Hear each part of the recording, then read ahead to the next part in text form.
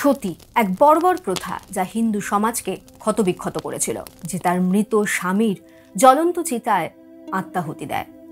স্বামীর প্রতি তার সততার প্রমাণ নাকি এই প্রথা। মহাভারতে আমরা দেখেছি রাজা পাণ্ডুর জ্বলন্ত চিতায় আত্মাহুতি দিয়েছিলেন রানী মাদ্রী। 510 এরিতে গুপ্ত সমাজেও এই ধরনের সতী প্রথার উদাহরণ পাওয়া যায়। ধীরে ধীরে ভারতের বিভিন্ন প্রান্তে এই প্রথা ছড়িয়ে পড়ে। সমাজ সংস্কারক রাজা রামমোহন রায় তখনকার গভর্নর জেনারেল লর্ড উইলিয়াম বেন্টিংকের সাহায্যে এই প্রথাকে রোধ করেছিলেন। কিন্তু তিনি নিজে কি তার পরিবারকে এই প্রথার হাত থেকে বাঁচাতে পেরেছিলেন? হ্যালো, আমি অতসী, শুরু করছি আজকের এপিসোড। হিন্দু সমাজে স্বামীর মৃত্যু হলে স্ত্রীকে সেই চিতায় জীবন্ত পুড়ে মরতে হতো। স্বামীর প্রতি তাদের অগাধ ভালোবাসায় সেই শোকে বিহল হয়ে কখনো কোনো বিধবা মহিলা নিজের ইচ্ছাতেই রাজি হয়ে যেতেন সতী হতে। কিন্তু পরে সেই ভয়ঙ্কর দৃশ্য কল্পনা করে যদি সে পিছিয়ে আসে, তাই সমাজ, আত্মীয় পরিজন তাকে বাঁশের সঙ্গে বেঁধে স্বামীর জ্বলন্ত চিতায় জোর করে বসিয়ে দেয়। সেই অমানসিক চিৎকার, আর্তনাদ ঢাকার জন্য জোরে জোরে কাসর, ঘণ্টা, ঢাক, ঢোল বাজানো হয়, যতক্ষণ না সেই শরীর দুটি ছাই হয়ে যাচ্ছে। কেউ সেখান থেকে এক পাও নড়ে না, পাছে সেই মেয়েটি পালিয়ে যায়। কখনো কখনো তাদেরকে মাদক খাইয়ে অচেতন করে দেওয়া হতো, আর সেই অবস্থায় তাদের তুলে দেওয়া হতো স্বামীর চিতায়। তখনকার মেয়েদের সেভাবে পড়াশোনার চল ছিল না, তাই বেশিরভাগ মেয়েরাই নিজেদের অধিকার সম্বন্ধে সচেতন ছিল না। তা বলে সমাজ এতটা নির্মম? ভেবে দেখুন তো, তাদেরকে এমনভাবে তৈরি করা হতো, মানসিকভাবে প্রস্তুত করা হতো, যে তারা মনে করতো যে তাদের স্বামী হচ্ছে সব অবলম্বন, তাদের নিজেদের বলে কিছু নেই। আর তাই স্বামীর মৃত্যু হলে, তার চিতায় জ্বলন্ত পুড়ে মরলে স্বর্গ লাভ হবে, স্বামীর প্রতি তার একনিষ্ঠার প্রমাণ হবে, সবাই বাহ বাহ করবে। হায় রে সমাজ!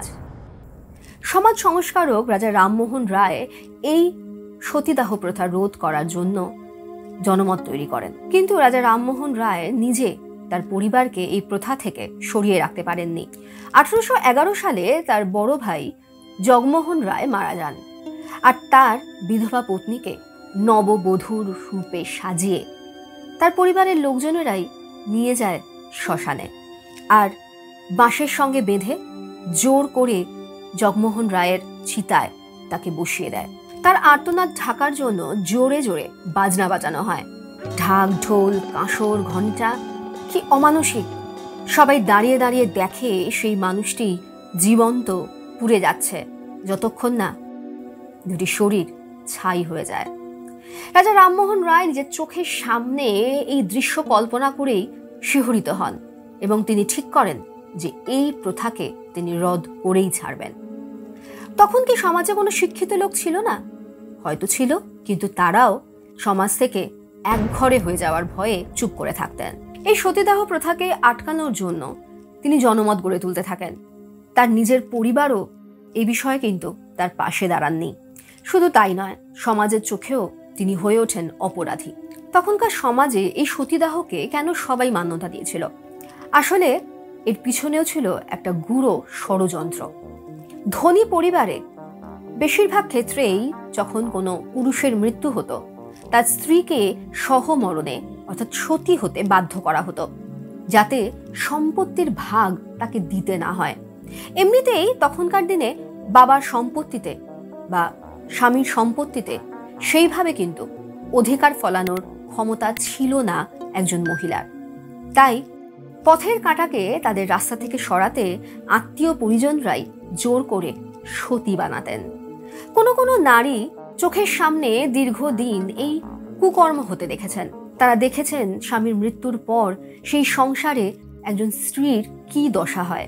আত্মীয় পরিজনরা তাদেরকে কখনো বাড়ি থেকে বেরও করে দেন, সম্পত্তির ভাগ দেবেন না বলে তাদের ওপর চলে অকথ্য অত্যাচার। তাই বহু নারী নিজেদের সেই অপমানের হাত থেকে বাঁচাতে মেনে নিতেন এই সতী হওয়ার শর্ত। কিন্তু যারা এই সতী হতে চাইতেন না, তাদের জোর করে এইভাবে মৃত্যুর মুখে ঠেলে দেওয়া কতটা কদর্য, কতটা হিংস্র হতে পারে সমাজের মানুষগুলো। রাজা রামমোহন রায় তার সংবাদ কৌমুদী পত্রিকায় এর বিরুদ্ধে সোচ্চার হন। সেখানে তিনি আর্টিকেল লেখেন এবং জনমত গঠনের চেষ্টা করে যান। উইলিয়াম ক্যারি নামক একজন ইংরেজ মিশনারি তিনি এই প্রথার বিরুদ্ধে সরব হয়েছিলেন। 1828 সালে লর্ড উইলিয়াম বেন্টিং আমাদের বাংলার গভর্নর জেনারেল হয়ে আসেন, আর তারপরই 1829 সালে রাজা রামমোহনের কথায় তিনি রদ করেন এই পৈশাচিক প্রথা। বঙ্গীয় সতীদাহ প্রবিধান প্রণয়ন করা হয়, কিন্তু তাতে যে একেবারে এই প্রথা বন্ধ হয়ে গেছিল তা কিন্তু নয়। কোথাও কোথাও লুকিয়ে এই প্রথা তখনও চলে আসছিল। 1823 সালে বেঙ্গল গভর্নমেন্টের কাছে পুলিশ যে রিপোর্ট পেশ করেছিল তাতে দেখা যায় ব্রাহ্মণ, ক্ষত্রিয়, শূদ্র ও বৈশ্য সম্প্রদায়কে মিলিয়ে প্রায় 575 জন মহিলা শুধু সেই বছরই সতী হয়েছিলেন। তার মধ্যে 10-20 জন এমন মহিলা ছিলেন যাদের বয়স ছিল 60 বা তার উপরে, আর বেশিরভাগই মধ্যবয়স্কা এবং 18 বছরের নিচে। জানলে অবাক হবেন, 14th সেঞ্চুরিতে মোহাম্মদ বিন তুগলক এই প্রথা বন্ধ করার অনেক চেষ্টা করেছিলেন। ঐতিহাসিকরা বলেন যে 510 এডিতে গুপ্ত বংশের রাজত্বকালেও নাকি এই সতীদাহ প্রথা প্রচলিত ছিল। এও শোনা যায় যে এই জাস্ট 2020 সাল পর্যন্ত ভারতবর্ষে প্রায় 250টি সতী মন্দির পাওয়া গেছে, আর যেখানে প্রতিদিন নিয়ম করে সেই সতীদের পুজো করা হয়, তাদের মহিমা প্রচার করা হয়। রাজপুত ঘরানায় একসময় তো এই অনুষ্ঠানটা খুব ধুমধাম করে পালন করা হতো। এটা ছিল তাদের কাছে একটা অনুষ্ঠান। অনেকে বলেন যে বেশ কিছু বিধবা মহিলা তারা স্ব ইচ্ছায় এই পথ বেছে নিতেন, কিন্তু সত্যিই কি তারা স্ব ইচ্ছায় এই পথ বেছে নিতেন? এটা কিন্তু যথেষ্ট সন্দেহজনক এবং বিতর্কিত। এরপর রাজা রামমোহন রায় এই মেয়েদের সম্পত্তিতে অধিকার পাইয়ে দেওয়া, তাদের পড়াশোনার ব্যবস্থা করা, এরকম বিভিন্ন সমাজ কল্যাণমূলক কাজ মহিলাদের জন্য করা শুরু করেন। আজকাল মেয়েরা পড়াশোনা শিখছে, নিজেদের পায়ে দাঁড়াচ্ছে। রাজা রামমোহন রায়ের মতো মানুষ, সমাজ সংস্কারক যদি না থাকতো, আজও হয়তো সমাজে মহিলাদের এইভাবেই সতী হয়ে জীবন্ত পুড়ে মরতে হতো।